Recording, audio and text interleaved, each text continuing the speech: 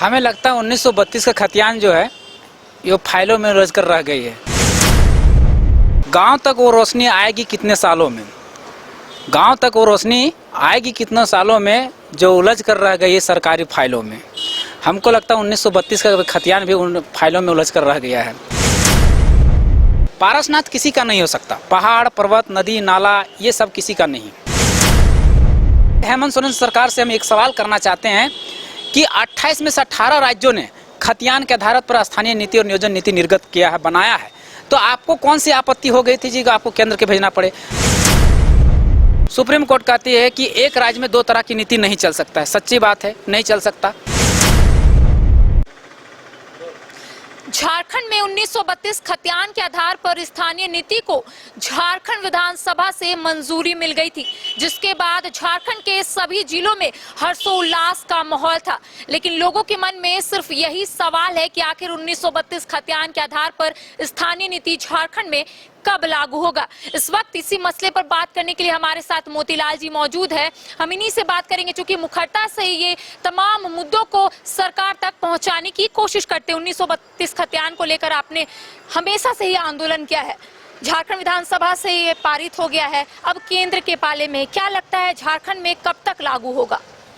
हमें लगता है 1932 का खतियान जो है ये फाइलों में उलझ कर रह गई है।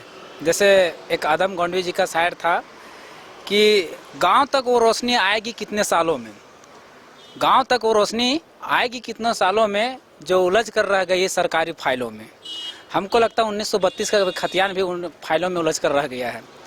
देखिए, ये कहीं ना कहीं सरकार झारखंडी जनमानस के साथ खेलने का प्रयास की है। कभी अच्छा भी लगता है, कभी बुरा भी लगता है। पहले इन्होंने मनसा साफ जाहिर किया कि 1932 का खतियान जो है कोर्ट में चैलेंज ना हो जाए, इसलिए 9वीं अनुसूची में डालने का हम लोग कोशिश कर रहे हैं। हम एक प्रश्न पूछना चाहते हैं मुख्यमंत्री जी से कि 3 सूची होता है, एक होता है संघ सूची, दूसरा होता है समवर्ती सूची और तीसरा होता है राय सूची।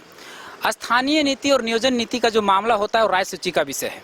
जब राय सूची का विषय है तो केंद्र की भेजने की क्या आवश्यकता पड़ गई? आप ही कुछ ऐसा बनाते, कुछ ऐसी नीतियां बनाते। क्या आपके पास वैसे विधिवेता नहीं है, वैसे सलाहकार नहीं है, वैसे कानूनी जानकार नहीं है जो कि वैसा कानून बना सके जो स्थानीय नीति सही से परिभाषित हो, खतियान आधारित पर, खतियान के आधार पर स्थानीय परिभाषित हो? ऐसी नीति आपके पास तो होंगे। जब हैं तो आपने उसको केंद्र सरकार के पलड़े में डालने का कैसे क्यों डाल दिए?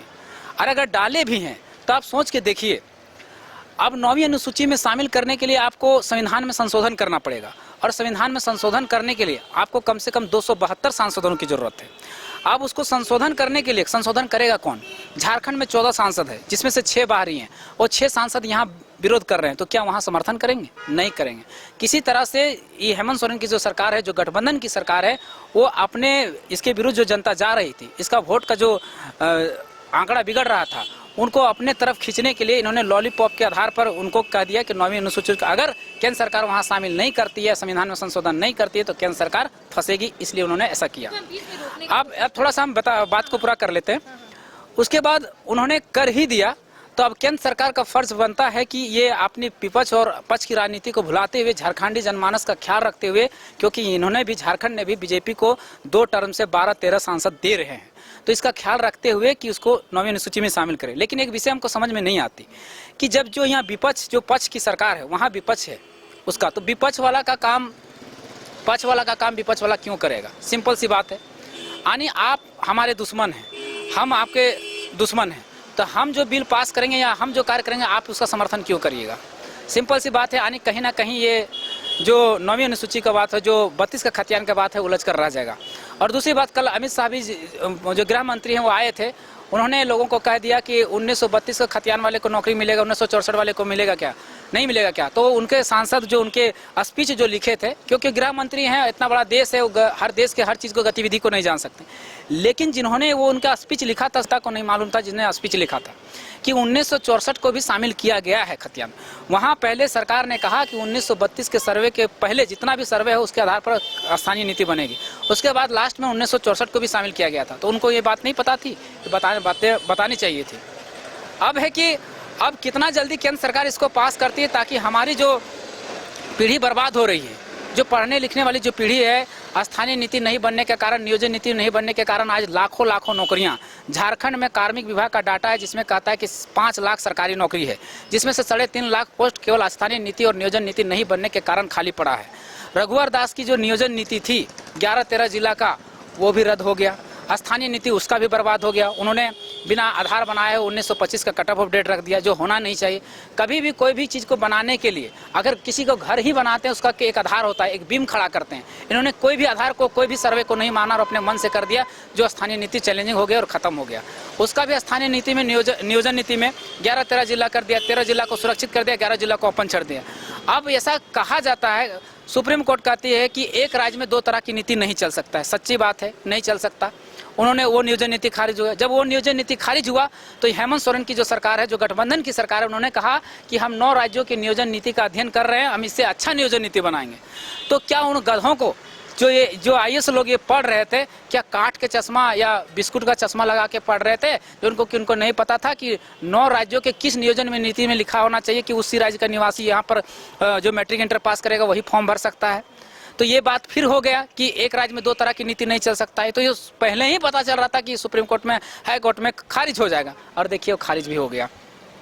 तो क्या हम ये जानना चाहते हैं कि इन सरकार के पास ऐसे कानूनी सलाहकार नहीं है, ऐसे विधिवेता नहीं है, ऐसे नॉलेजेबल पर्सन नहीं है जो ऐसा एक नियोजन नीति तैयार कर सके जो यहाँ के आदिवासियों, मूलवासियों और यहाँ के छात्रों का भला हो सके? नहीं है। अच्छा, एक बात बताइए, आपने अभी कहा कि सरकार लॉलीपॉप दे रही है। इससे पहले भी आप लोग लगातार 1932 खतियान का मुद्दा उठाए हैं, शुरुआत से ही। जब वो कैबिनेट से मंजूरी मिली उससे पहले भी, जब वो झारखंड विधानसभा से मंजूरी मिली उससे पहले भी सरकार एक बात कही थी कि अगर 1932 खतियान के आधार पर स्थानीय नीति बनाएंगे तो कोर्ट उसको खारिज कर देगी। लेकिन ऐसा क्या हुआ कुछ महीने बाद कि सरकार को खुद ही ये स्टेप लेना पड़ा कि 1932 खतियान के आधार पर अब स्थानीय नीति बनाने की आवश्यकता है? देखिए, हेमंत सोरेन की तो सबसे पहले मैनिफेस्टो में ही था। पहले ही मैनिफेस्टो में, जब मैनिफेस्टो उसका पढ़िएगा, मेरे पास है, उसमें फैसले लिखा कि स्थानीय जो है 1932 के आधार पर बनेगा, तो उसके आधार पर नियोजन नीति बनेगा। लेकिन इन लोगों ने 3 साल का समय ले लिया, लेकिन नहीं बनाया। हम लोग का आंदोलन करते करते जब 400 सभाएं, लाखों का भीड़, हजारों का भीड़ जब निकाले और विधानसभा घेराव, सत्याग्रह जैसे बड़े बड़े कार्यक्रम करके जब सरकार पर दबाव डाले, तो इन्होंने मजबूरी पर जनता को लुभाने के लिए लाए। जब लाए भी हैं तो केंद्र सरकार का भी फर्ज बनता है कि आप इसको 9वीं अनुसूची में शामिल कीजिए, क्योंकि 66वां संविधान संशोधन जब 1990 में हुआ था तब CNT और SPT एक्ट को 9वीं अनुसूची में शामिल किया गया था। तो ये बड़ी बात भी नहीं है। लेकिन एक हेमंत सोरेन सरकार से हम एक सवाल करना चाहते हैं कि 28 में से 18 राज्यों ने खतियान के आधार पर स्थानीय नीति और नियोजन नीति निर्गत किया है, बनाया है। तो आपको कौन सी आपत्ति हो गई थी जी आपको केंद्र के भेजना पड़े? किसी राज्य ने ऐसा नहीं किया है कि केंद्र को भेजकर अपना नियोजन नीति बनाया है, ऐसा नहीं बनाया या स्थानीय नीति परिवार बनाया है, नहीं किया है। तो आप क्यों ऐसा करने पर? सभी राज्यों को अपना अपना अधिकार दिया गया है। संविधान कहता है कि राज्य सरकार अपने राज्यवासियों को हित के लिए, उसको ज़्यादा रोजगार देने के लिए, उसको तवज्जो देने के लिए अपने हिसाब से नियोजन नीति और स्थानीय नीति निर्गत कर सकती है, बना सकती है।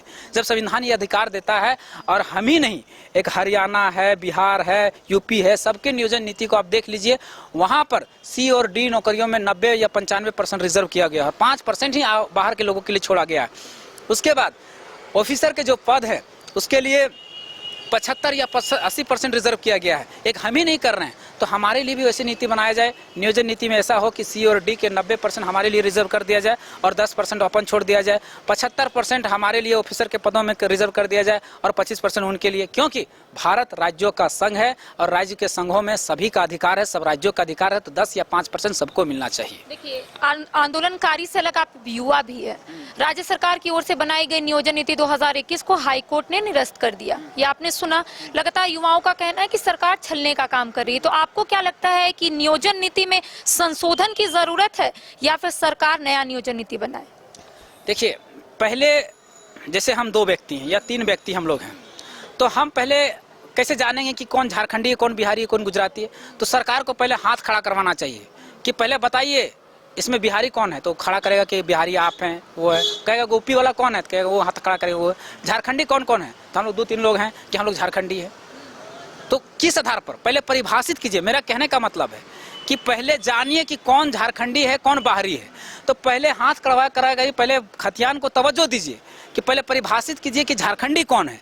जब झारखंडी परिभाषित हो जाए, वही 1932 के खतियान या 1964 जो चारों सर्वे उसके आधार पर, जैसे 1908 का सर्वे, 1932 का सर्वे, 1954 के सर्वे के आधार पर परिभाषित कीजिए कि झारखंडी कौन है। जब झारखंडी परिभाषित हो जाएगा कि ये सारे लोग झारखंडी है, उसके बाद आप नियोजन नीति बनाइए और नियोजन नीति में कह दीजिए कि सी और डी के नौकरियों में 90 या 95% यहाँ के लोगों के लिए, और वो ऑफिसर के पदों में 75% यहाँ के लोगों के लिए।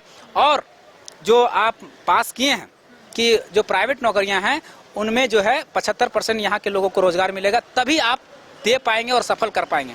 नहीं तो आप कह दिए कि प्राइवेट नौकरियों में 75% यहाँ के लोगों को रोजगार देंगे, कैसे देंगे? आप परिभाषित ही नहीं किए झारखंडी कौन है। अभी तो सब मिले हुए हैं, सबका 2 आँख है, 2 नाक है, 2 कान है, तो कैसे जानेंगे कि कौन झारखंडी कौन बिहारी? केवल और केवल खतियान के आधार पर, उसके पट्टा के आधार पर, कागजात के आधार पर, उसके दस्तावेज के आधार पर हम परिभाषित कर सकते हैं कि झारखंडी कौन है और बाहरी कौन है। Welcome to hotel Crown Plaza. Hotel Crown Plaza के रेस्टोरेंट सैफरॉन में हम आपको दे रहे हैं क्रिसमस और नए वर्ष के शुभ अवसर पर ग्राहकों के लिए विशेष छूट। 999 से ज्यादा के बिल पर 15% और 1999 से ज्यादा के बिल पर 20% की भारी छूट, और शादी, बर्थडे, सगाई और अन्य सभी प्रकार की पार्टी बुकिंग में भारी छूट। Facility, convenient stay and luxurious room, banquet hall, restaurant Saffron, Crown spa and salon, beauty parlour, big parking, pickup and drop from railway station and bus stand, home delivery. For contact 6207676941 और 9128555858।